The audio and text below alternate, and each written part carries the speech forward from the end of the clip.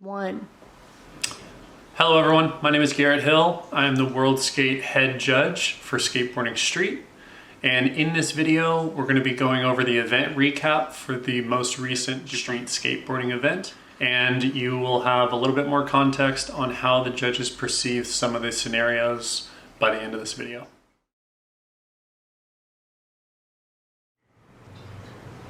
Going into Dubai, we knew that we needed to provide as much context as possible regarding the judging process and the judging criteria. So we released a lot of videos and I created a presentation that went in depth into exactly what we were looking for to give the skaters and the coaches as much information as they needed in order to put together a cohesive strategy. So starting with a broad look at the skate park itself, this was an interesting course because typically we see in our big section a really big handrail and a really big hubba. So much so that some of the skaters are intimidated to skate it. I think that this Dubai course was probably the most different in the fact that that big section rail wasn't as big as what we normally or typically see, especially compared to our last event in Tokyo. We were looking at a 4-flat-4, which is the size of a small 8.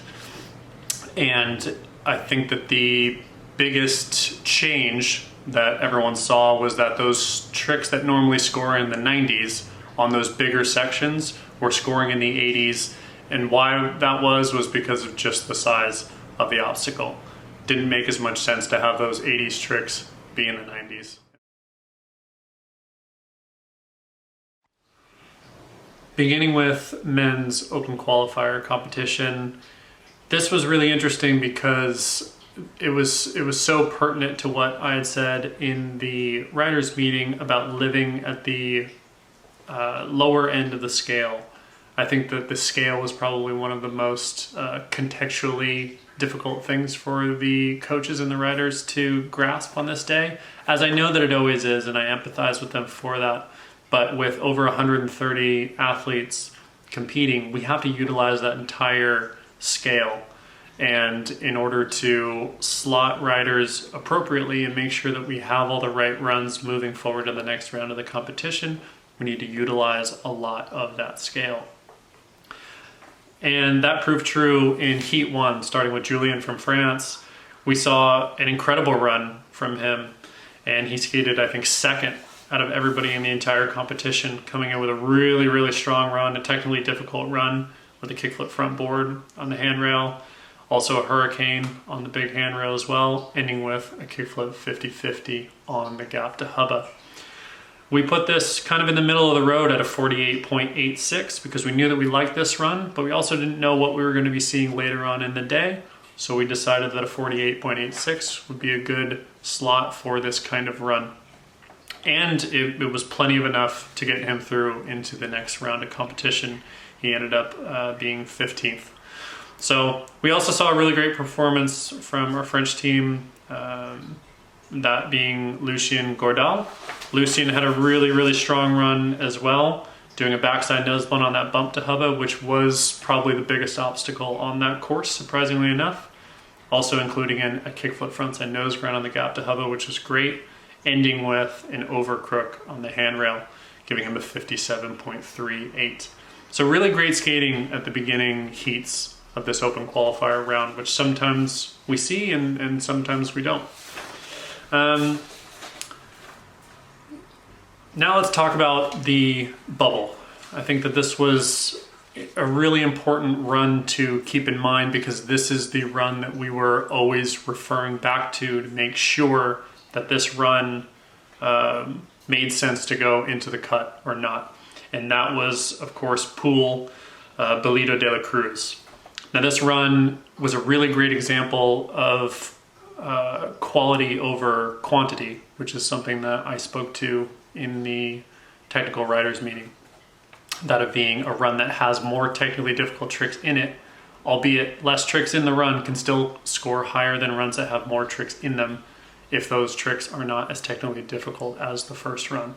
So the highlights from Pool's run were pretty substantial. He started his run with a switch 270 front board on the big rail, Also throwing in a kickflip back lip on the gap to rail in the big section, ending with a 3-flip lip on the big rail.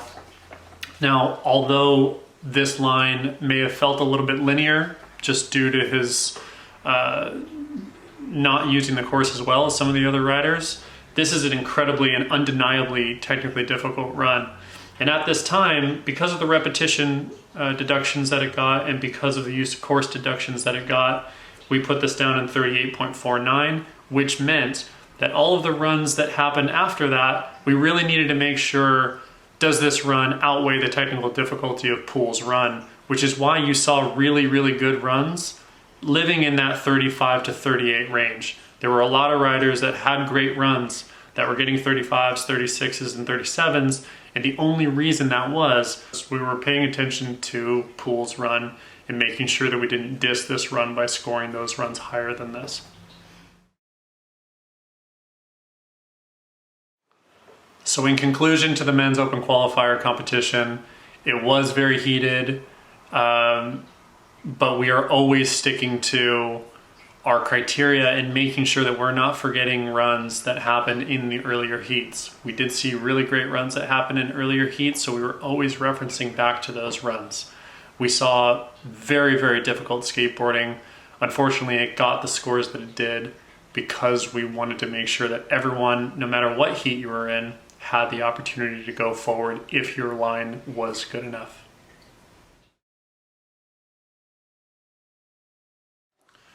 Moving into our men's quarterfinal round of competition, we got a first look at our pre-seeded skaters in this round, and it was very, very entertaining to watch these runs. In our top spot, we had Vincent Malou, who put together a phenomenal run, hitting all the points of the judging criteria. And straight behind him, we saw incredible runs from Yuto and a very technically difficult run from Jin Woo. So these runs definitely earned those top 3 spots. And we also got to see a fully landed run from Russell Cordano from Canada.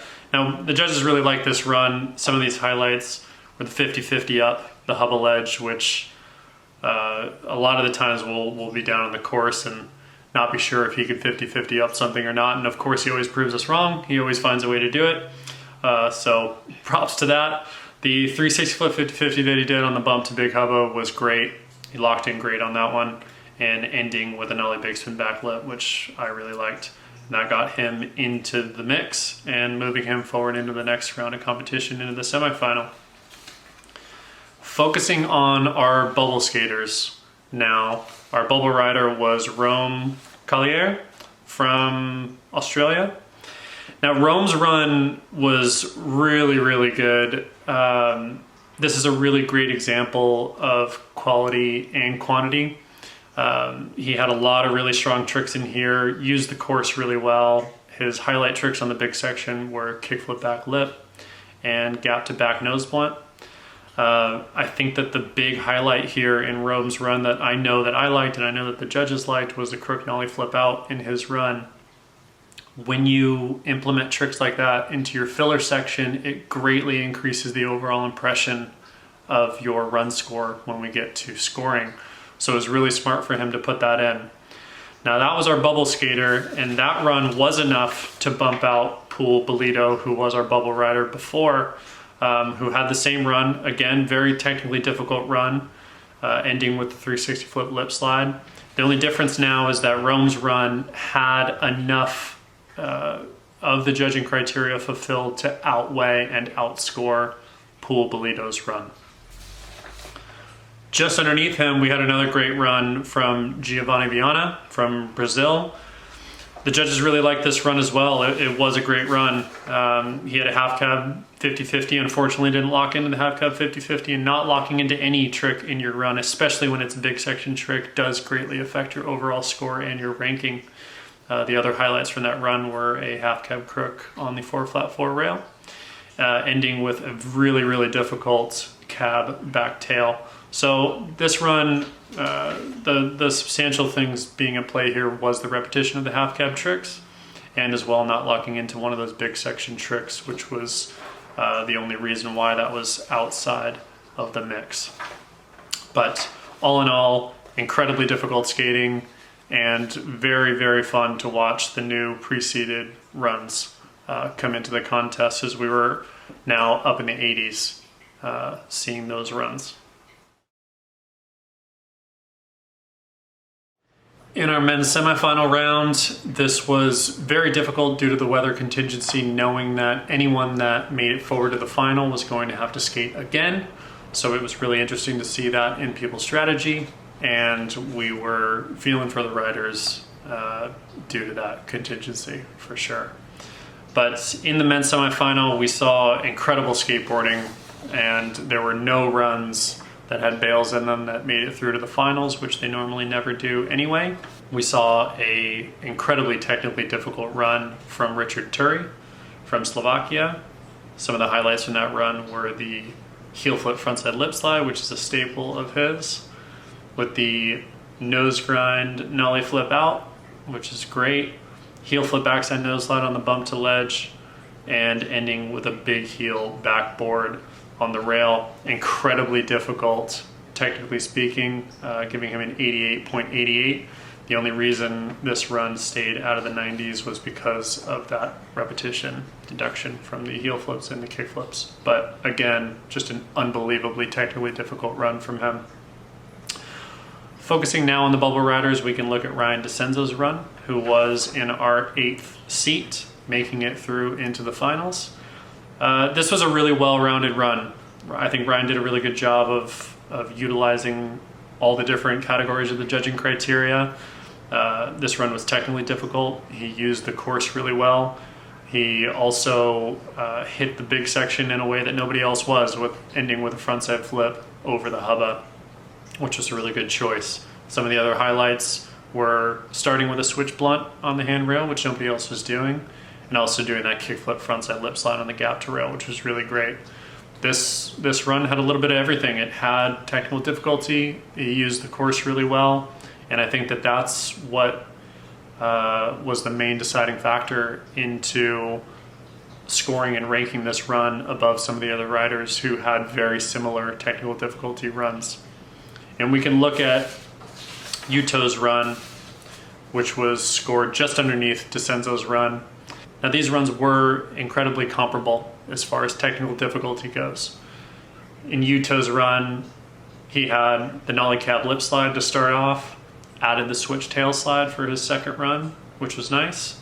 The back tail on the big extension quarter pipe was really cool. We liked the back lip revert from his first run a little bit more, but again, barely anybody was hitting that big quarter pipe, which was substantial. So it was nice to see that, ending with his signature Yuto trick. So this run, albeit really good and really technical, I don't think the judges felt had enough variety. I know that this was docked a little bit for repetition, but this was a great run. But unfortunately, a little bit more variety from DeCenzo, which is why that run got scored higher than Yuto's. Ending this competition with the men's finals was pretty shocking, to be honest with you. This was a very difficult event for the riders, being that they had just competed in the semifinal. And even though they didn't do the single tricks, it's a big ask to go from a semifinal straight into a final. It is a lot of skating. And it's no big surprise that we saw more bails in the men's single trick competition than we've ever seen before. There were 27 bails, and that's not a very common thing that we run into with this event. So that being said, it really came down to who had the stamina in order to stay on their boards, because the people that were just able to stay on their boards and land their tricks were able to get into those top spots. We can start with Kairi Natsuke, who was our winner. Overall, great skating from Kairi. He's switched up his runs over the years, and we've seen that that progression has been pretty cool to watch. He just does tricks that a lot of people can't do, especially on the quarter pipes with the cab heel.